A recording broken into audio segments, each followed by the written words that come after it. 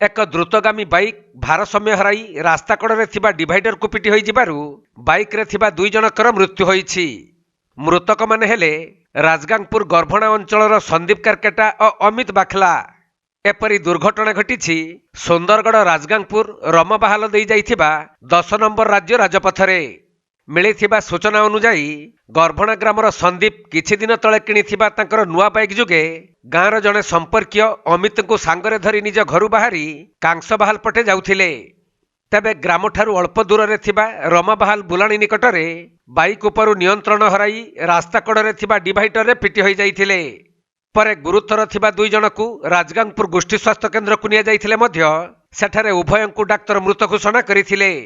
ତେଣୁ ପୁଲିସ ଏକ ମାମଲା ରୁଜୁ କରି ବାଇକ୍ଟିକୁ ଜବତ କରିବା ସହିତ ଘଟଣାର ତଦନ୍ତ ଜାରି ରଖିଥିବା ଜଣାପଡ଼ିଛି।